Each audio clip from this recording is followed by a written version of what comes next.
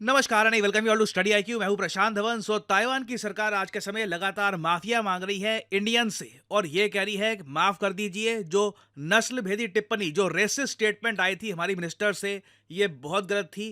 Taiwan की सरकार नहीं मानती कि एक आदमी का रंग देखकर कि वो काला है, गोरा है, कहाँ से आया है, वो देखकर उसे एज ए वर्कर हमें बुलाना चाहिए। यहाँ पर आप देख पाओगे आर्टिकल, ताइवान अपोलोजाइजेस। इनकी सरकार ने, अभी आपको दिखाऊंगा, लिखित रूप में लंबी माफी पब्लिश करी है क्योंकि इंडियंस इतना ज़रा गुस्सा थे और ताइवान के लिए ये इतना बड़ा ब्लंडर था। आप खुद ही सोच सकते हैं, ताइवान काफ़ी हद तक डिपेंड करता है इंडिया पे कि इंडिया से वर्कर्स आएंगे। कल को अगर मान लीजिए हाइपोथेटिकली स्पीकिंग चाइना अटैक करता है ताइवान पर, उस वक्त भी इंडिया से कुछ ना कुछ एक्सपेक्टेशन होगी कि इंडिया चाइना से ट्रेड करना बंद कर दे या फिर कुछ प्रेशर डाले चाइना पर।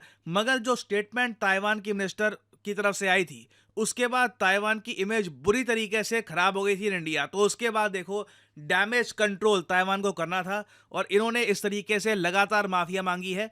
मगर इंटरनेशनल मीडिया भी, मैं देख रहा हूं UK media, US media, international media extensively इस इशू को कवर कर रहा है। और अब क्वेश्चन यहां पर यही है कि क्या इंडियंस इस नस्लभेदी टिप्पणी को भुलाकर ताइवान के पॉजिटिव एस्पेक्ट पर फोकस करेंगे। और क्वेश्चन यहां पर ऑफ कोर्स ये भी आता है कि ताइवान ने इतना डेस्परेटली जल्दी से माफी क्यों मांगी है इस स्टेटमेंट को लेकर। मैं आपको बता दूं, अगर वैसे आप फॉलो नहीं कर रहे ये पूरा टॉपिक, ताइवान की एक मिनिस्टर है, यहाँ पे आप देख पाएंगे, ये इनकी लेबर मिनिस्टर है। इन्होंने रिसेंटली ये कह दिया अपने मीडिया को, अपने लोगों को, कि आप चिंता मत करिए कि बहुत सारे इंडियंस आ रहे हैं, इंडियन वर्कर्स आ जाएंगे ताइवान में। पहली बात तो बहुत कम वर्कर्स को हम लेकर आएंगे। दूसरी बात, जो लोग आएंगे भी उनका वैसा ही स्किन टोन होगा जैसा ताइवान के लोगों का है। मतलब अब क्या बोलूं मैं, इसमें मैं कुछ एक्सप्लेन करूंगा वो भी अपने आप में काफ़ी कंट्रोवर्शियल लगेगा। आगे इन्होंने ये भी कह दिया कि जो इंडियन वर्कर्स हम लाएंगे वो क्रिश्चियन होंगे, उनकी जो ईटिंग हैबिट्स होगी ताइवान के लोगों जैसी होगी। अब ये सब बातें ये कह रही थी, इवन दो ताइवान खुद एक क्रिश्चियन कंट्री नहीं है। क्रिश्चियनिटी वहाँ पे मुश्किल से 5-6% लोग फॉलो करते होंगे। तो जो इनकी स्टेटमेंट्स थी बहुत अजीब थी और इसलिए ताइवान की सरकार बार बार माफ़ी मांग रही है। और यहाँ पे आप देख पाओगे, ये है प्रॉपर एक्सप्लेनेशन ताइवान की सरकार की तरफ से। ये कह रहे हैं कि हम लोगों ने, इंडिया और ताइवान ने एक लेबर फोर्स कॉपरेशन का एक एग्रीमेंट साइन किया था जिसके under people to people exchange होगा। भारत से वर्कर्स आएंगे ताइवान में, क्वालिफाइड वर्कर जो होंगे, जिनके पास स्किल होगी, उनको हम वेलकम करेंगे। और आगे ये कहते हैं कि जो रीसेंट डिस्कशंस हो रहे हैं with relevant sectors in Taiwan society, certain government agencies have made remarks that were not entirely appropriate. This has led to criticism among Taiwan society, Indian friends and other international stakeholders. तो ये जहाँ तक मैं देख पा रहा हूँ ना, जयशंकर साहब की स्टेटमेंट से पहले इन्होंने कोशिश करी है कि स्थिति को कंट्रोल कर लेते हैं, क्योंकि इस पर एक बार जयशंकर साहब बोल देते हैं ना, तो फिर ये इशू कहीं और ही जाता। तो आप कह लो इन्होंने कोशिश करी है डैमेज कंट्रोल करने की। पर्सनली मैं इस अपोलॉजी को एक्सेप्ट करूं या ना करूं ये मैटर करता नहीं है। इन दी एंड आप लोग क्या डिसाइड करते हैं ये काफ़ी इंपॉर्टेंट है। आप लिखिएगा इसके बारे में कमेंट सेक्शन में कि आप ताइवान की माफ़ी को एक्सेप्ट करते हैं या फिर आप मानते हैं कि नहीं, ये बहुत लेट हो चुका है, काफ़ी डैमेज यहाँ पे हो चुका है। लिखिएगा इसके बारे में वैसे कमेंट सेक्शन में, मैं जानना चाहूँगा आपका ओपिनियन। और ये बात मैं आपसे इसलिए पूछ रहा हूँ क्योंकि हो सकता है भविष्य में ताइवान भारत से काफ़ी कुछ डिमांड करे, जिस तरीके से यूक्रेन डिमांड करता है यूरोप से कि हमारी मदद को, हमारी हेल्प करो। हो सकता है कि ताइवान भी इस तरीके से इंडिया से काफ़ी हेल्प मांगे, क्योंकि रिसेंटली एक मेजर डेवलपमेंट हुई है और मैं पर्सनली बहुत ही चिंतित हूँ ये सब देखकर।